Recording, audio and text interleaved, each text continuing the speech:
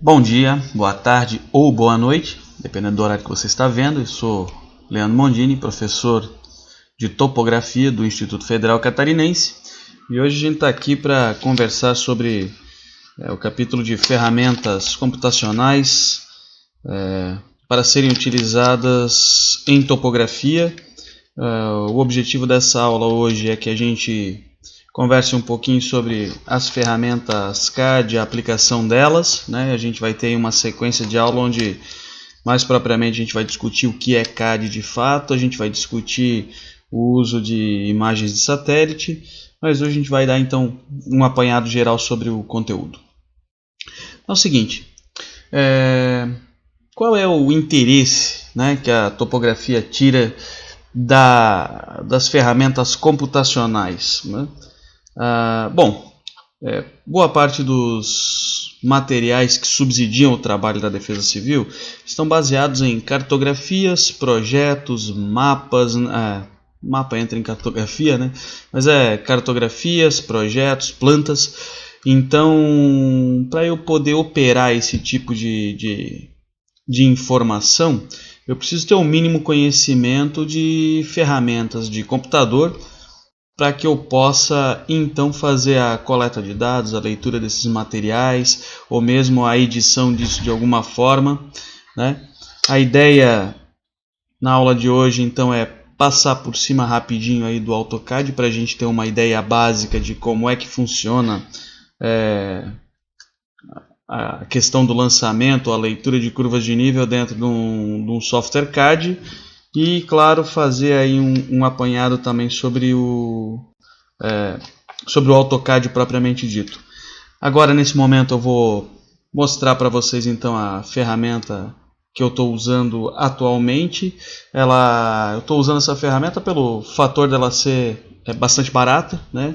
DraftSight é um software que já foi gratuito, né, durante algum tempo, mas agora ele está sendo cobrado. Ele custa não muito dinheiro, ele é desses cards, ele é um dos mais baratos, a versão básica dele. Com a versão básica dele seria o suficiente para que a gente, dentro da Defesa Civil, consiga fazer a utilização dele. Ele vai trabalhar somente com o CAD 2D, né? Nós vamos trabalhar com CAD 3D nessa situação aqui. Então, com esse CAD 2D a gente pode fazer a visualização aí da maior parte dos projetos, assim como fazer a preparação para a plotagem dele em PDF ou a plotagem dele, a impressão dele em papel, certo?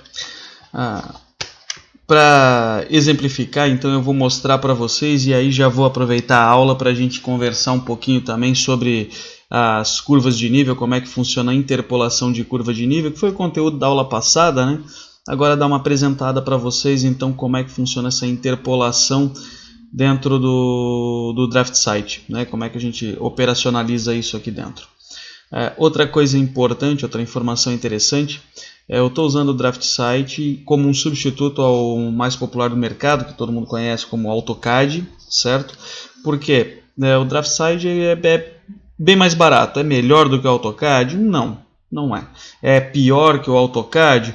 Nessa versão que eu vou estar usando aqui, ele é limitado. A versão que eu estou usando aqui é uma versão de avaliação, tá? Uma versão gratuita que eu baixei na internet só para apresentar para vocês aí na aula, né? Eu não adquiri, eu não comprei esse software, mas eu gostaria só de apresentar então ele como alternativa, né? Já que na maioria das vezes o AutoCAD pode ficar financeiramente inviável ou, quiçá, né, se não inviável, um pouquinho mais complicado por causa do valor, né? Ele é bastante caro. Além disso, existem outras opções, IntelliCAD da Cadian, né, são vários softwares aí que fazem o mesmo papel. As opções são muitas, mas a operação deles é praticamente a mesma, né? Todos eles usam um layout muito similar, todos eles usam a questão iconográfica muito parecida, os nomes, a operação em si como um todo é muito parecida. Eu estou abrindo aqui agora o DraftSight, né? E daí, como na aula passada, então, resgatando aí o conteúdo, né? Como na aula passada a gente utilizou... deixa eu ver aqui se está abrindo, ok. Está abrindo, ok. como na aula passada a gente conversou aí sobre as curvas de nível e tal, né? Hoje a gente vai dar uma olhadinha aqui como é que elas funcionam. Então aqui, ó, essa aqui é a interface do DraftSight, ela é bem parecida com a do AutoCAD também, ele tem limite de função, né? As funções não são tão ilimitadas quanto dentro do AutoCAD. Aqui a gente tem menos funções, mas para o que a gente quer aí no nosso dia a dia vai servir muito bem, tá? Então eu vou abrir aqui um arquivo que eu já trabalhei para poder apresentar para vocês, né? Se a gente fosse desenhar do zero aqui, provavelmente teríamos um pouquinho mais de dificuldade. Meu arquivo ele vai estar abrindo agora. Deixa eu só encontrar aqui. Área de trabalho, topo. Vamos ver se é esse aqui, ó. Ok, é isso aqui mesmo. Então eu tenho aqui, ó, várias faces, né, várias leituras do mesmo arquivo. Então, inicialmente, quando a gente pega uma planta topográfica, né, dentro de uma aplicação CAD, ela vai ter que ter ali os limites dela, né? Nesse nosso caso aqui é como se eu estivesse lidando com um terreno retangular, né, um terreno retangular simples, sem nenhuma grande seria um grande detalhe, sem muita variação de dimensões e tal, mesmo para simplificar o exercício, certo? Então aqui seria a Rua dos Mexericos, né? A frente do terreno aqui tem 150 metros, a lateral aqui é com a propriedade de Seu João da Silva e tem 350 metros, os fundos aqui tem limite com a propriedade de Carlos Souza, também 150 metros, e o limite com a propriedade de José dos Santos com 350 metros, certo? Aí vocês vão ver que eu tenho vários pontinhos aqui dentro.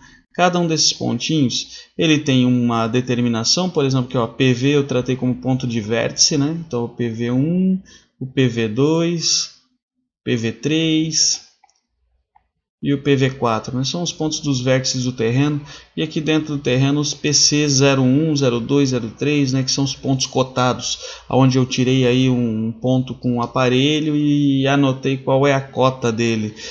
Cota relacionada ao que, Leandro? Pode ser relacionada ao nível do mar, ou pode ser relacionada à rua, né? A referência aqui, nesse momento, não é importante, é mais para a gente entender, né? Eu tratei como se fosse relacionado diretamente, claro, ao nível do mar.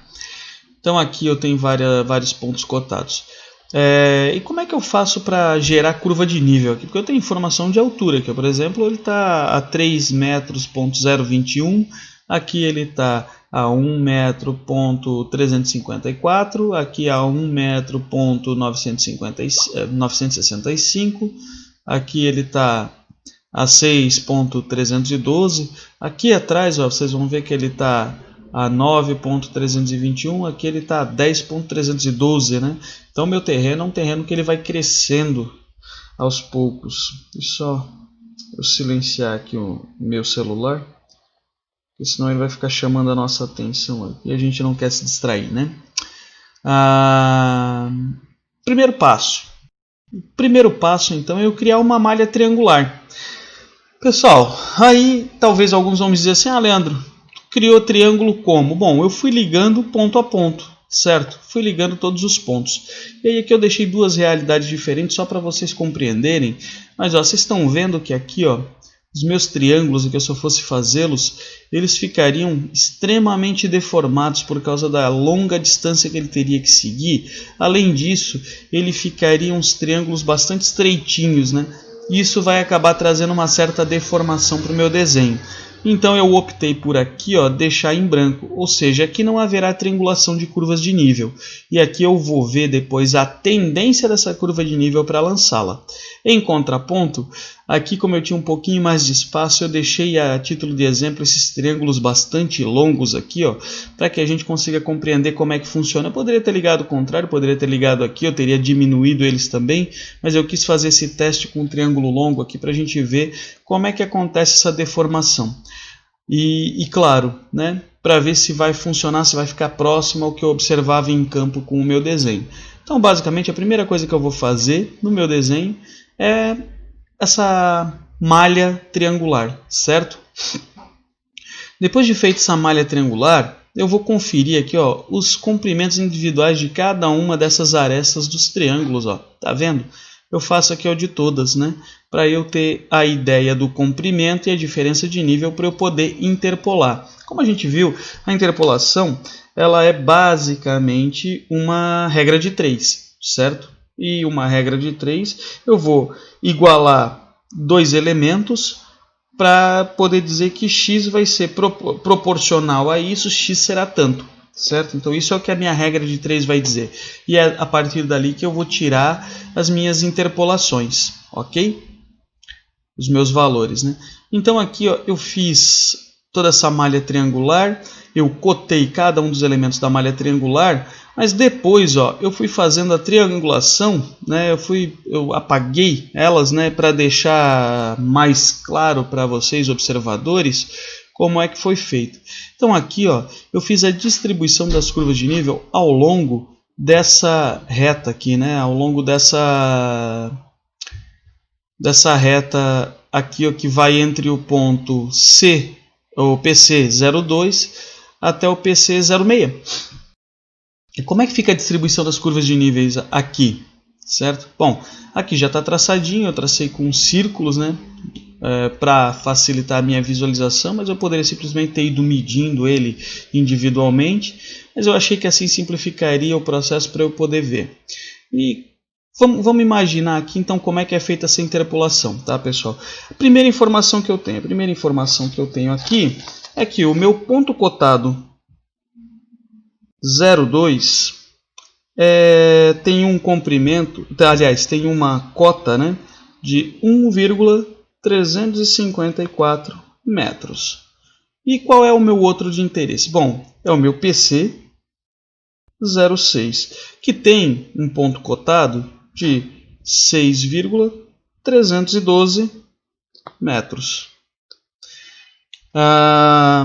E qual é a distância entre eles? Bom, a distância entre eles é essa reta que liga os dois, certo? Sempre em linha reta. A distância vai ser igual a 94,24 metros. Bom, por que eu estou tratando em metro, pessoal? Para eu poder tratar numa unidade que seja correspondente, certo? E aí agora eu vou começar a fazer aqui, ó,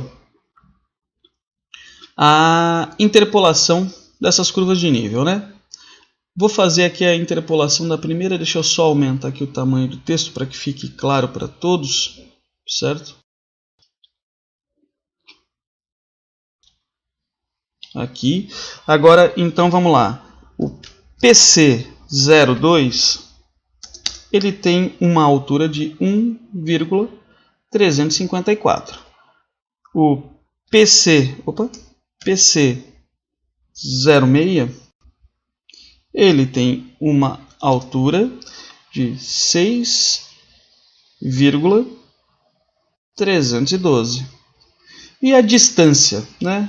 A distância entre eles é de 94,24 metros, certo? Então essas são as informações que eu tenho inicialmente. Agora eu preciso saber realmente onde é que fica a primeira curva de nível. Então, para isso eu vou fazer a minha regra de 3. E aí eu posso dizer o seguinte, ó, que D está para... O D está para...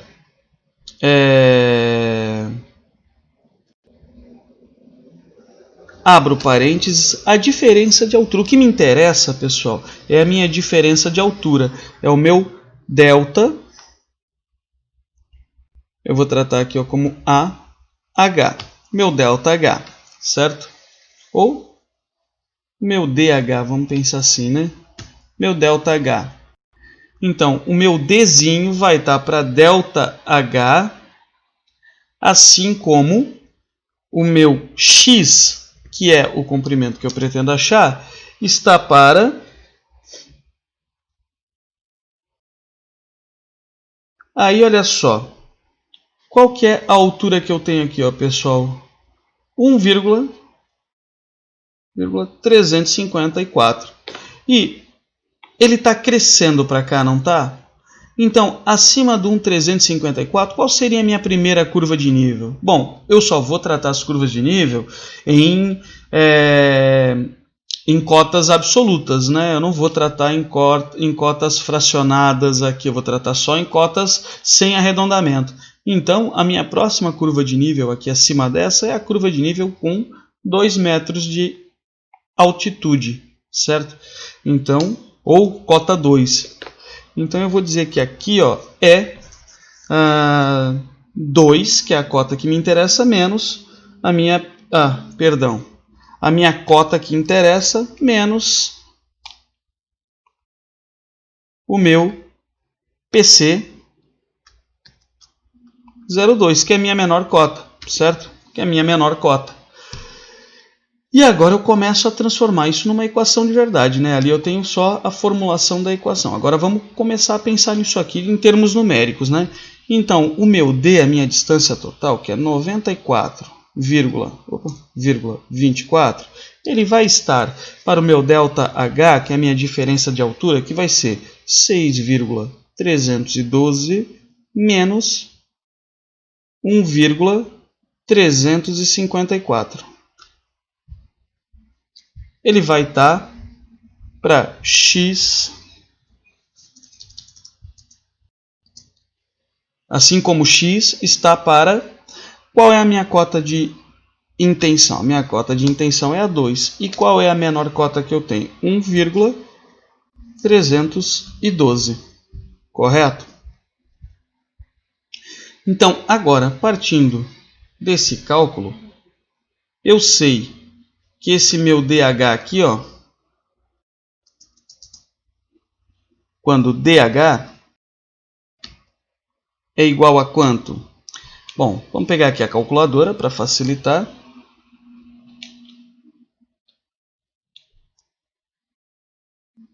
Vamos pegar aqui a calculadora. O meu DH vai ser 6,312 menos 1,354. Então, meu DH é 4,958. Certo? Já vamos botar aqui na nossa equação que o DH é o 4... Opa, dá um espacinho aqui, né, para ficar mais visível. 4,958. E quanto é que é o meu C menos o PCH, ou PC02? C menos, onde C menos PC02 será igual a... E aí volta para a calculadora.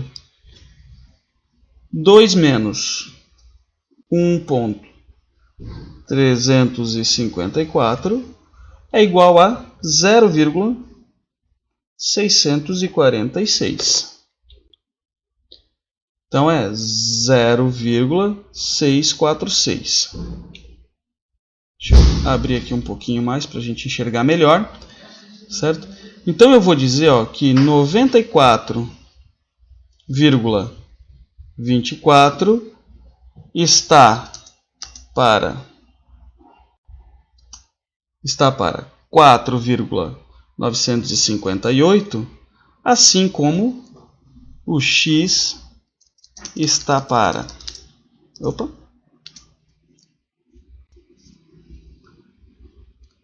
0,646. Beleza? Então, ó, já tenho aqui duas grandezas que são equivalentes. Então, qual é o valor de x? Bom, usando a álgebra que a gente conhece, certo? A gente vai igualar tudo a x, então nós diremos que x vai ser igual a... Bom, o 94,24 vai multiplicar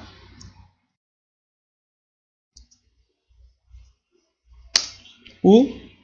Opa, deixa eu botar aqui, eu vou botar um asterisco, tá, para vocês entenderem, né? O 0,646 e tudo isso será dividido, tudo isso vai ser dividido pela altura total, que é o 4,958. 958. Ok? Então, vamos voltar para a calculadora. Deixa eu reduzir ela para enxergar aqui a minha equação.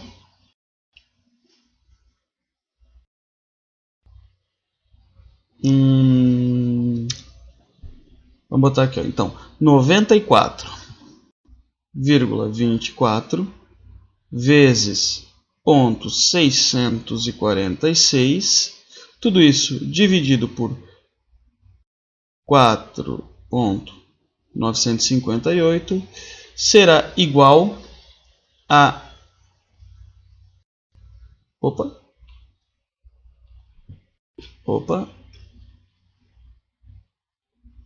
12,28. Então, o x será igual a 12,28 metros. Vamos conferir, ver se foi isso que aconteceu no nosso desenho aqui, ó. Então, ó, a primeira distância que eu tenho, para configurar que isso aqui é a cota 2, ela vai ter que ter 12 metros e 28.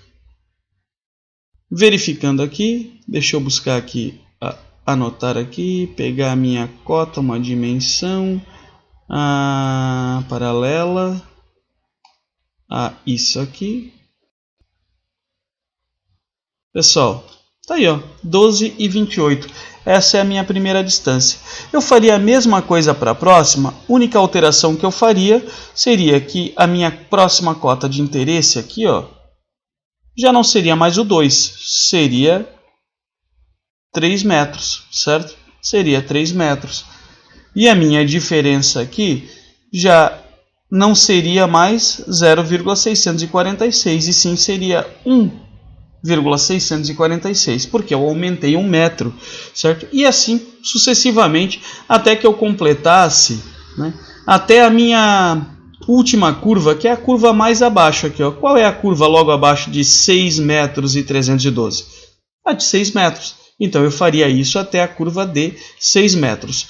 Um jeito bastante simples de se fazer isso é utilizando também o Microsoft Excel. Você pode formular isso dentro do Microsoft Excel, vai fazer as distâncias ali e ele vai automaticamente interpolar isso para você.